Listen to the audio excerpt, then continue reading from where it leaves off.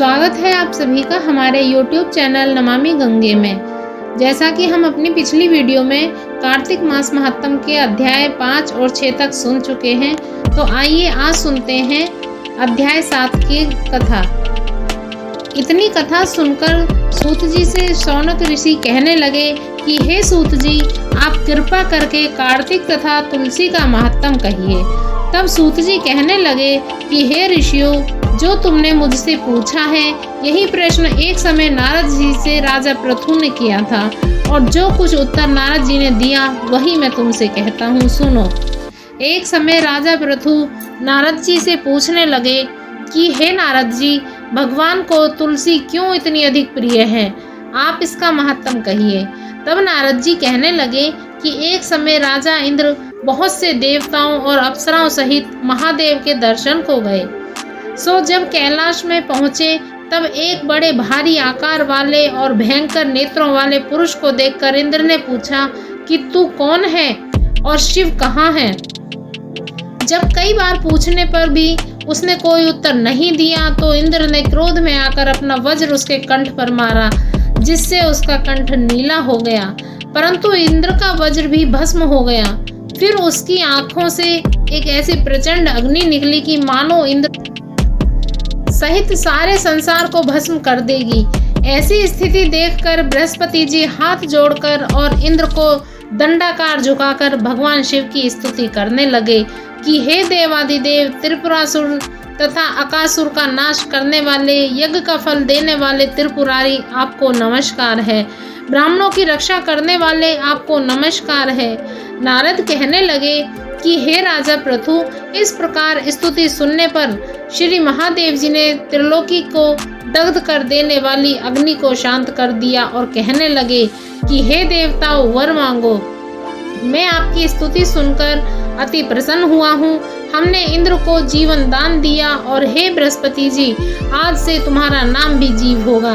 बृहस्पति जी कहने लगे कि यदि आप प्रसन्न हैं तो इंद्र की रक्षा कीजिए और संसार का दाह कर सकने वाली अग्नि जो आपके नेत्र से उत्पन्न हुई है उसको शांत करिए। तब शिव जी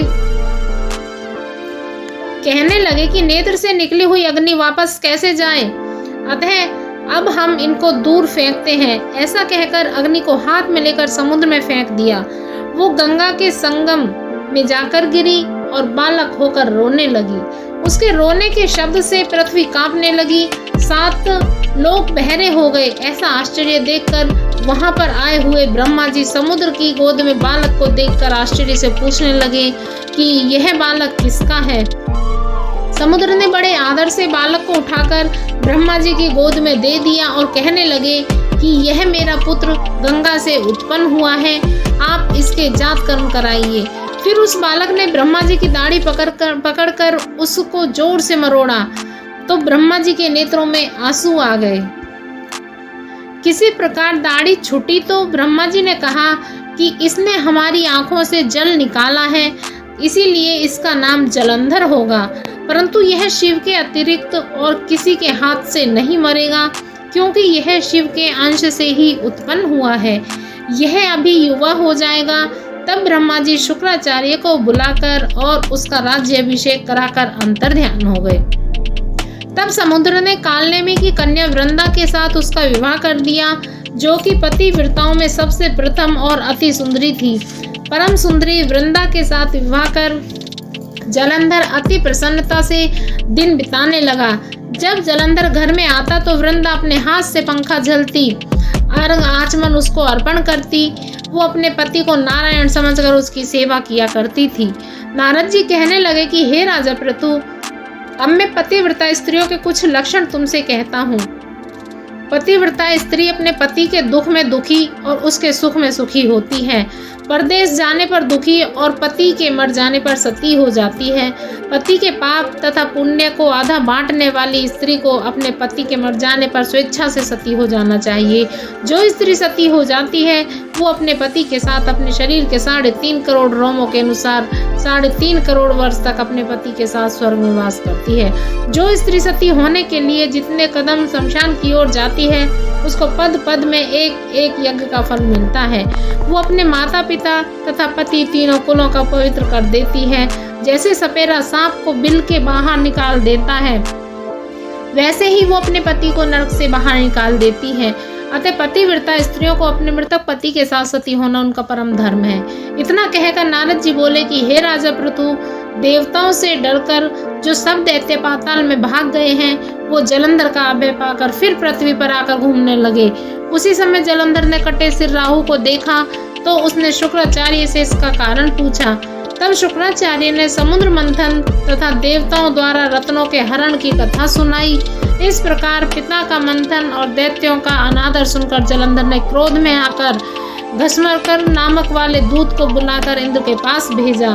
वो सभा में जाकर अभिमान पूर्वक इंद्र को नमस्कार न करके कहने लगा कि हे दैत्यपति जलंधर ने कुछ कहा है वो सब तुम सुनो। हमारे पिता का मंथन करके जो तुमने रत्न निकाले हैं उन पर तुम्हारा कोई अधिकार नहीं है, अतः वो रत्न हमको वापस कर दो।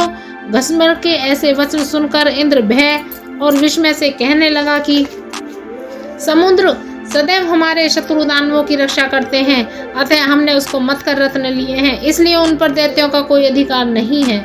दूत ने ये सब समाचार जलंधर से जाकर कहा तो वो अत्यंत क्रोधित हुआ और देवताओं को जीतने का उपाय सोचने लगा। उसने सब दिशाओं तथा पातालों में अपने दूत भेजकर सब दैत्यों को बुलाया और शुम्भ तथा निशुम्भ को अपना सेनापति बनाकर स्वर्ग के नंदन वन में जाकर इंद्र की अमरावतीपुरी को घेर लिया।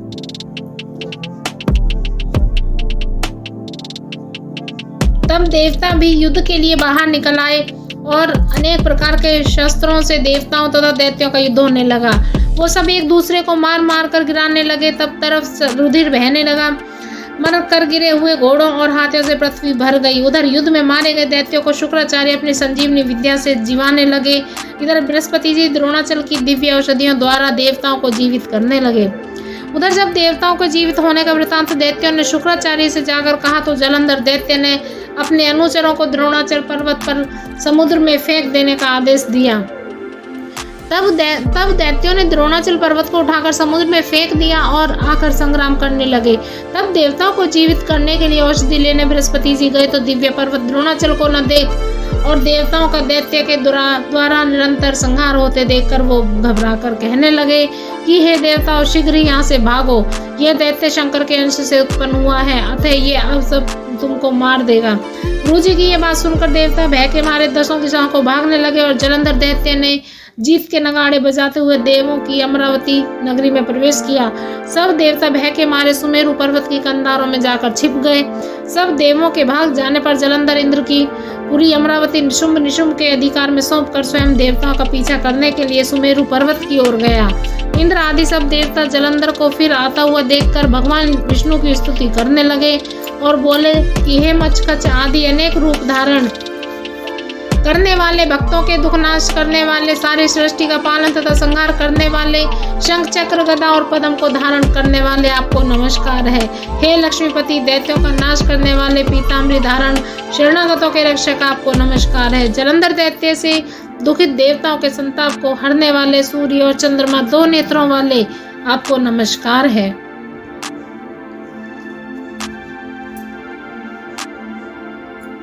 जो कोई भगवान की इस संकट नाशक स्तुति को पढ़ता है उसके संकट नाश को प्राप्त हो जाते हैं।